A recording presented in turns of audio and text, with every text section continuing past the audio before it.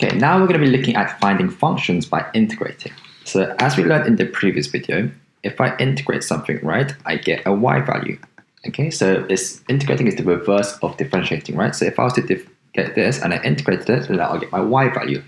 Or in function notation, if I want to get the function f of x, then I'll have to integrate f prime of x to get that function. Okay, so an example of this is, let's say the f prime of x is going to be equal to 2x. So if I was to integrate that to get f of x, then it'll be integrating 2x dx, which is just x squared plus c. Remember the constant here. Right, so if I was to sketch this function, well, it's just an x squared graph, right? So it will look something like this. But however, as you notice, there's a c value here, right? So this c is a constant and it could be any number, any value, meaning that there's actually an infinite many number of values of graphs or functions that it could possibly be, depending upon this c.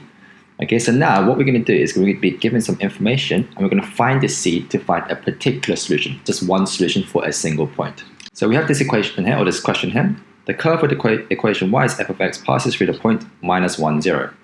Given that f prime of x is this, find f of x. So we're given f prime of x. We're asked to find f of x, meaning we should integrate this to get f of x. So we're trying to integrate 9x squared plus 4x minus 3. So we just have to integrate each one separately. So we get 9x cubed over 3 plus 4x squared over 2 minus 3x plus this c. Don't forget this c. And this is f of x. Okay. I'm going to simplify this even further. So f of x will be equal to 3x cubed plus 2x squared minus 3x plus c.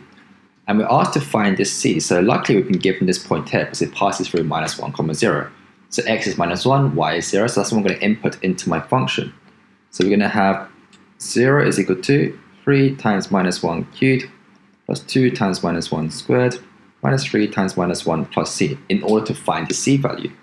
So that's what's this? So 0 is equal to minus 3 plus 2 plus 3. So therefore c is negative 2. So the function will be equal to 3x cubed plus 2x squared minus 3x minus 2. This would be the final function equation for when it passes through minus 1, 0. So as you can see, we're going to have to integrate and we'll be given a specific point which we should substitute to find a constant value. Let's just try one more. So let's just try this one here.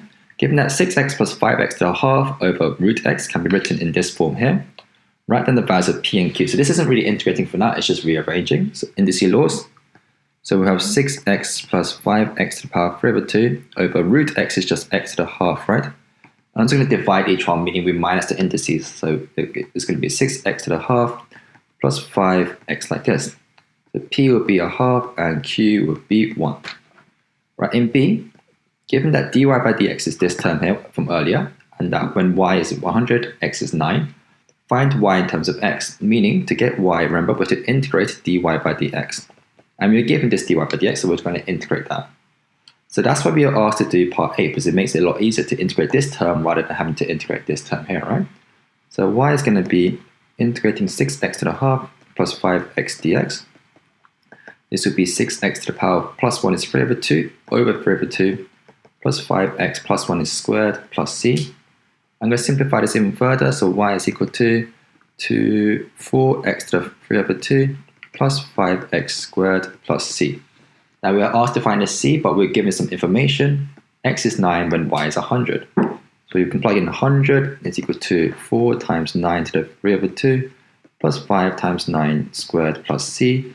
And c, if you work this out, you get minus 421 over 2. So the final equation y will be equal to 4x to the 3 over 2 plus 5x squared minus 421 over 2.